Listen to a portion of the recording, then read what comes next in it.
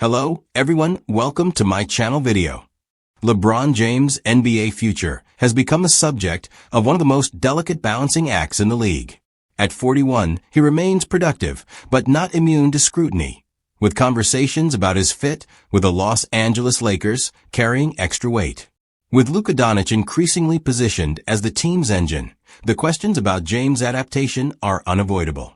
Now James' agent Rich Paul has spoken out. The ceiling is who he is, or who he has been for his career, Paul told Max Kellerman on Game Over.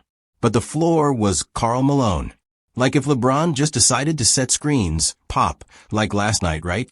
In a setup where James is the screener and Doncic is the ball handler, blitzing Doncic during the action becomes almost impossible because of James' ability to read the floor.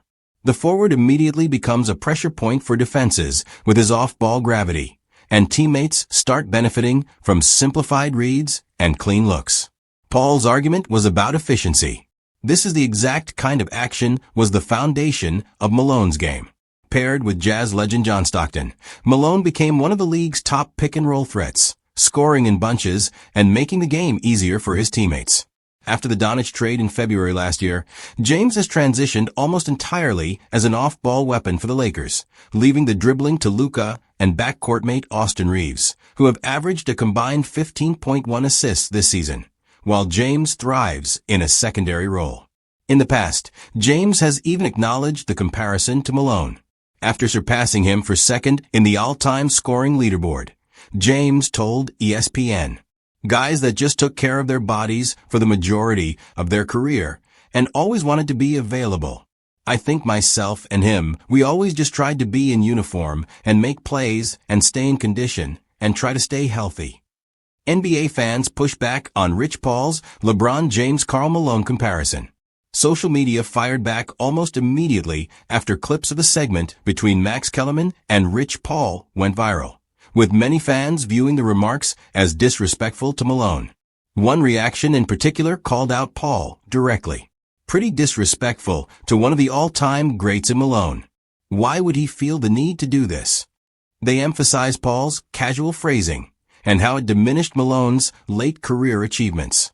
For many, the comment seemed particularly ill-timed with the Lakers' forward's advanced age, and the comparison implies a decline. Others focused more on Malone's statistical dominance, highlighting the sheer production the forward managed in his prime.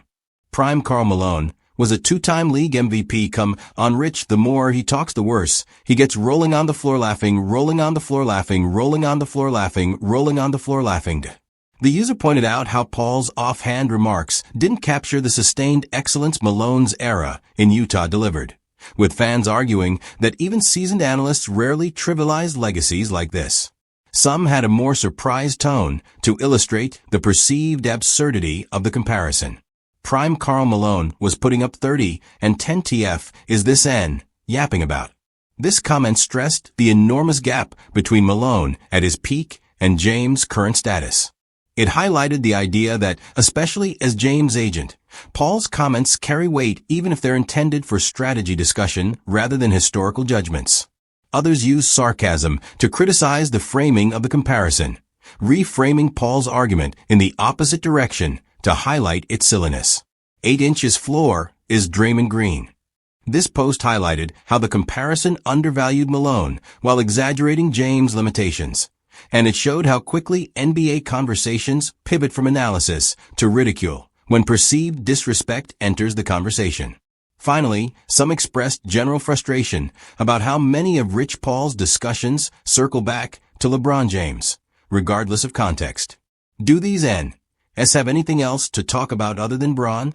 It signaled fatigue with the agent-centric debate overshadowed broader league narratives. Critics argue that this kind of focus on LeBron-centric storylines, even when other players, could be the subject of the analysis. Thank you for watching.